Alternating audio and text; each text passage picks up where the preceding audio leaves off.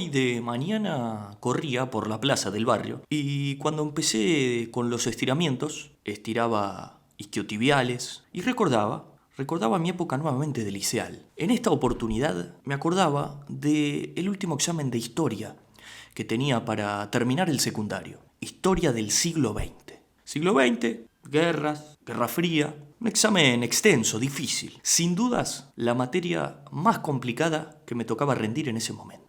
Cuando empezaba el verano, yo la rendía a final de febrero, me preguntaban mis padres, sí, tenés un par de meses para prepararla, ¿cómo estás? Y yo les decía, bien, voy a probar bien, vengo con todo, no bajo del 8, 9. Cuando pasaban los meses no abría los libros, no empezaba, y empezaba a resignar ciertas aspiraciones y decía, bien, no sacaré 8 o 9, pero un 7 está bien. Saber las fechas de las dos guerras, saber que la Guerra Fría era entre Estados Unidos y la URSS, estaba bien, y agregar un conflicto de Vietnam, un conflicto en Corea, las tensiones nucleares, la crisis de Cuba, un poquito de cada cosa iba a ser suficiente para entender al siglo XX como tal y para probar. Pero pasaba enero y yo seguía de joda, no abría los libros, pasaba el tiempo y me preguntaba a mis padres, ¿cómo estás para el examen de historia? Y yo les decía, bien, estoy bien. ¿De verdad? Creo que apruebo. Quizá no con bombos y platillos, pero yo creo que apruebo. Yo creo que estoy para el 6, quizá para el 7. Cuando llega febrero empecé a abrir los libros, una página, dos páginas, y empecé a decir, bueno, con saber las fechas de las dos guerras, que hubo una guerra fría entre dos potencias, estaba bien, que lo básico estaba bien. El examen era difícil, pero yo pensaba que con eso me daba para aprobar. Y un día llegó el examen. Pasaron esos 2 meses para prepararme y llegó el examen. Y no era tan complicado.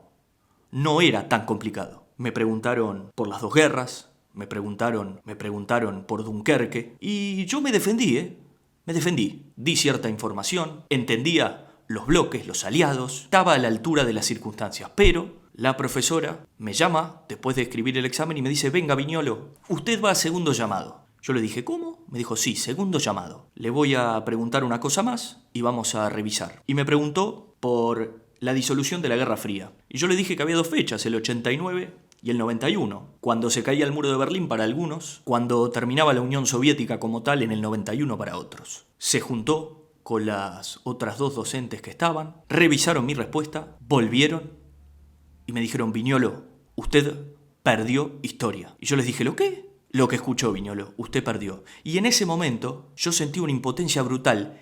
Y ayer, 10:30 de la noche, mientras relataba a Racing, yo sentía exactamente lo mismo. Impotencia, bronca. Porque sí, es cierto, quizá descansé, quizá tuve muchas posibilidades de preparar algo mejor y fui bajando las expectativas de a poco para conmigo mismo. Sí, dije que iba a traer a Cavani, sí dije que iba a traer a Roger Martínez, sí dije voy a ir a buscar a un 9 internacional, voy a buscar a Borja. Sí dije que tenía jugadores tapados y sí es cierto que traje 2 muchachos de Huracán, pero yo estuve a la altura. Es cierto que fui bajando la mira, pero estuve a la altura de las circunstancias y el cuco de historia no fue tal. Ese Mineiro contra el que yo tenía que jugar no era el mejor primero de todos los primeros. Era un examen. Se podía perder, se podía pasar. Y ese VAR, esa segunda pregunta, que yo sentí la intención de perjudicarme. Yo sentí que conteste lo que conteste, iban a encontrar la aguja en el pajar. Creo que eso fue el VAR para Boca. Y yo recuerdo ese examen como recuerdo la injusticia que sufrió Boca ayer. Además, le pegó una piña a un ascripto y me retiró la policía. Estuve anotado como menor infractor un tiempo, es cierto. Pero sobre todo por el examen, me acordé de Boca. Hola Kai, hola Chavo, bienvenidos. ¿Cómo estás Dani, Seba? Bienvenidos a F90 todos.